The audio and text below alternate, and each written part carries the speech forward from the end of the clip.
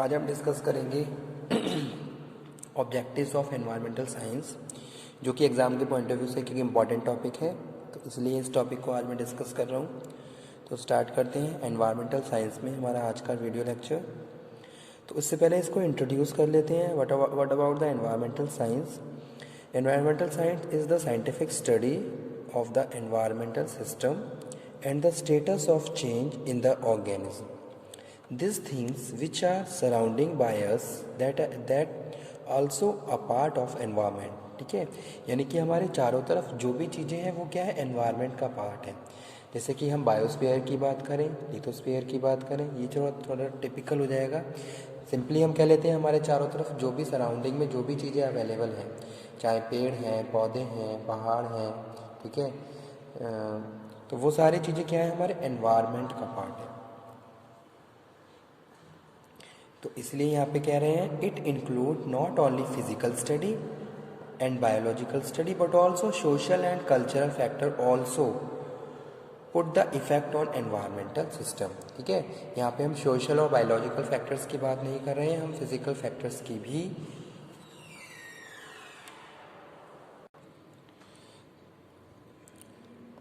Objectives of environmental science: creative the awareness of environmental problem among the pupil. Okay, तो सबसे पहला objective है increase the awareness, यानी कि हमें लोगों को अवेयर करना है, उन्हें बताना है कि भाई कौन कौन सी एनवायरमेंटल प्रॉब्लम्स हैं और उन प्रॉब्लम्स को हम कैसे प्रिवेंट कर सकते हैं। तो हमारा जो फर्स्ट ऑब्जेक्टिव है एनवायरमेंटल साइंस को स्टडी करने का वो है creative the awareness of environmental problem among the pupil. Awareness about biological and environmental problems, organism, ecological factors. With the help of awareness environmental aspect, pupil can easily find out the reason which affects surrounding. Okay. Second है imparting basic knowledge about the environment, its problem. In this way, pupil can easily determine what are the cause, effect our environmental system. Third one है motivating public to participate in environment or action and environmental improvements. Fourth है develop skills between the pupil in which they identify the how they can improve action to sort out the problems of the environment system and motivating toward the consciousness. ठीक है, उसके बाद क्या है, the main objective of environmental system education. Individual and social groups should acquire awareness and knowledge, develop attitude, skills and ability, and participate in solving real life environmental problems. In this way, people can improve the quality of life. तो scope कौन कौन से हैं environmental science के, scope and importance को भी discuss कर लेते हैं। फर्स्ट है environmental science. It deal with scientific study of environment, air, water, soil and land and change on organization and environmental damage. This is happen as a result of human interaction with the environment. Second है environmental engineering. It deal with the study of technical process involved in the protection of environment. If the study of technical terms and conditions, people can easily find out the environmental theories and preventive actions required to end the environment. Engineering says that what types of tools require. Okay, next है environmental management.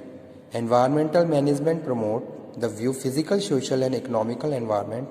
It the company and organization function also the help to environmental study, help in the better understanding and manage their things which are surrounding in the environment. It is primary responsibility of the person to manage their things which are required to atmosphere management function and at management action determination. How your environment to be managed, use of the audiovisual programs, presentations. ठीक है, एक तरीके से यहाँ पे भी ये बात कर रहे हैं कि पहली चीज़ तो एनवायरमेंटल साइंस क्या है, एज अ हम इसको it deal with scientific study, scientific study की बात कर रहे हैं। जैसे कि क्या है, scientifically you have to find out the reason जो कि हमारे एनवायरनमेंट से रिलेटेड है। जैसे एयर है, एयर में कंसंट्रेशन है गैसेस की, कितनी कितनी कंसंट्रेशन है, तो एक साइंटिफिक रीज़न है। वाटर है, वाटर में बहुत सारे मिनरल्स हैं, सॉइल है, सॉइल को फर्टिलिटी रेट, ये सारी चीज़ें क्या है साइंटिफिकली हमें स्टडी करनी है और उसके रेशो को फाइंड आउट करना है, ठीक है। तो एक तरीके से एनवायरमेंटल साइंस क्या है, it deal with scientific study. Second हम कह रहे हैं engineering, environmental engineering, it deal with the study of technical process, यानी कि technically you have to process all the things which are related to your environment, ठीक है। जैसे कि एटमॉस्फेयर है, टेक्निकल टर्म्स आप यूज़ कर रहे हो। बहुत सारे ऐसे इवेंट्स हो एनवायरनमेंट में होते रहते हैं जिसका इफेक्ट हम अल्टीमेटली हमारे एटमॉस्फेयर पे पड़ता है, हमारे आसपास के लोगों पे पड़ता है। तो टेक्निकली हम उन सारी चीज़ों को फाइंड आउट करते हैं। मैनेजमेंट ज़रूरी है, all the things must be manage, ठीक है। अगर कोई भी इंसिडेंट हो रहा है तो उसको प्री प्लानिंग, उसकी प्लानिंग करनी है, उसको प्रॉपरली मैनेज करके चलना है ताकि हम सारी चीज़ों को कंट्रोल कर सकें, उन सारे प्रिवेंटिव एक्शंस को हम मैनेज कर सकें जो कि रिक्वायर्ड है हमारे एनवायरनमेंट के लिए, ठीक है। एक तरीके से प्रॉपरली हर चीज़ में मैनेजमेंट रिक्वायर्ड है जो कि फैक्टर हमारे एनवायरनमेंट से रिलेटेड है, तो वो यहाँ पे हम बात कर रहे हैं, ठीक है।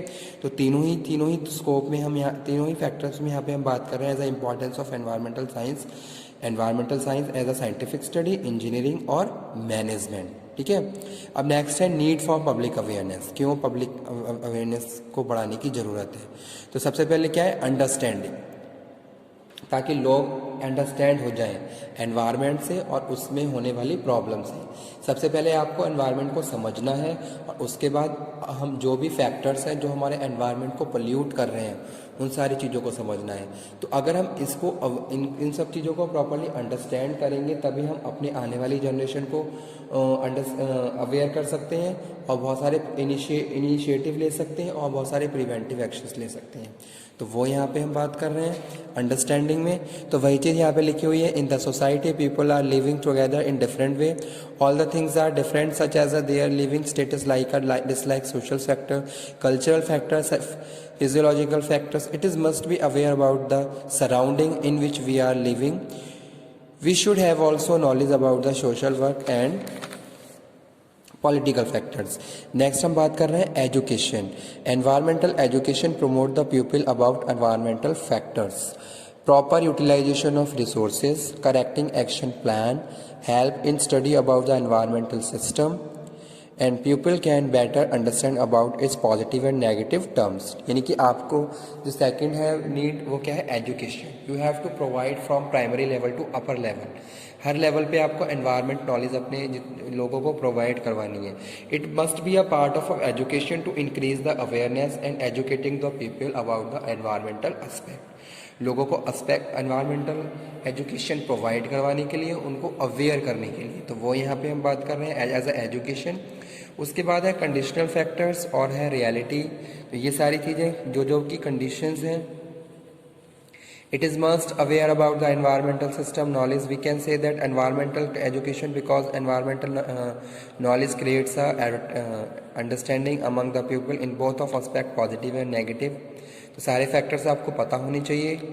उसके बाद क्या है, reality, peoples are aware about the environmental system if they have optimum knowledge and having no of the aspect of environmental society. Okay, तो एक तरीके से भी हम यहाँ पे जो कह रहे हैं कि भाई नीड फॉर पब्लिक अवेयरनेस, तो अंडरस्टैंडिंग होनी चाहिए, अवेयरनेस होनी चाहिए, एजुकेटेड होनी चाहिए, इम्पार्टिंग द नॉलेज होनी चाहिए, लोगों को आपको अवेयर करना है, ठीक है।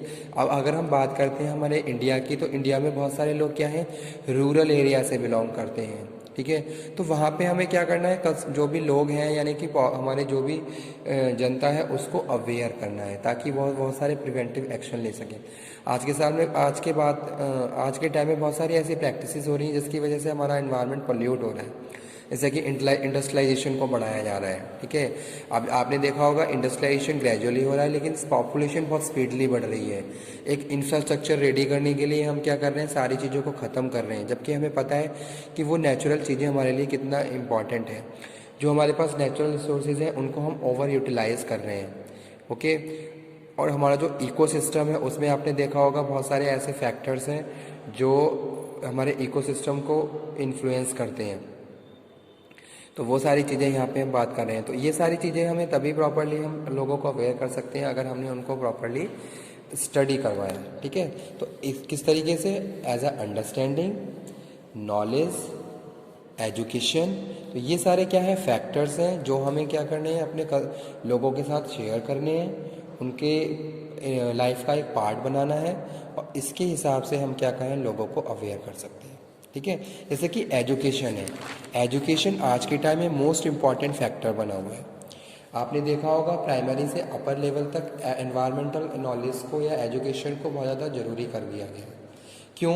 ताकि लोग किसी भी फील्ड से बिलोंग करें, किसी भी एरिया से बिलोंग करें, किसी भी स्पेशलाइजेशन में हों, लेकिन उनके पास बेसिक एनवायरमेंटल नॉलेज होनी चाहिए, ताकि वो अपने हैंड पे कुछ प्रिवेंटिव एक्शन ले सकें, कुछ इनिशिएटिव ले सकें एनवायरमेंटल प्रोटेक्शन के लिए, और हमारा जो भी एनवायरनमेंट है, एटमॉस्फेयर है, उसको पॉल्यूट होने से रोक सकें। ठीक है, तो वो यहाँ पे हम बात कर रहे हैं एज ए एजुकेशन। तो एजुकेशन में यहाँ पे हम बात कर रहे हैं अब एजुकेशन के साथ साथ बहुत सारे सेमिनार, बहुत सारे कॉन्फ्रेंस, बहुत सारे प्रोग्राम्स की भी यहाँ पे हम बात कर रहे हैं, जो हम अटेंड करते हैं, जो हम कंडक्ट करते हैं, ताकि हम लोगों को अवेयर करें। साथ के साथ गवर्नमेंट ने भी बहुत सारे रेगुलेशन, रूल्स, पॉलिसी बनाई हुई हैं, जिन पे हम काम कर रहे हैं। बहुत सारी कमिटीज़ हैं जो ये इन सब चीज़ों पे काम कर रही हैं, और जो लोग हैं उनको अवेयर कर रही हैं। ठीक है, तो आज का टॉपिक हमारा यही था, जिसमें हमने डिस्कस किया about the objectives of environmental science. क्या क्या ऑब्जेक्टिव थे। तो स्टूडेंट, ये टॉपिक क्या है, एग्ज़ाम के पॉइंट ऑफ व्यू से भी इम्पॉर्टेंट है, तो आप इस टॉपिक को मार्कअप कर लीजिए और इसको बहुत अच्छे से प्रिपेयर कर लीजिए। और किसी भी टॉपिक में अगर कोई प्रॉब्लम हो, किसी भी सब टॉपिक में कोई प्रॉब्लम हो, तो आप द्वारा उसको डिस्कस कर सकते हैं। ठीक है, तो आज का लेक्चर हम यहीं पे फिनिश करते हैं, और उसी के साथ हम अपने नेक्स्ट लेक्चर में हमारा नेक्स्ट टॉपिक डिस्कस करेंगे। अब हम स्टार्ट करेंगे एनवायरमेंटल प्रोटेक्शन एक्ट, यानी कि एनवायरमेंटल साइंस में जो इम्पोर्टेंट एक्ट हैं उनको डिस्कस करेंगे। Thank you very much.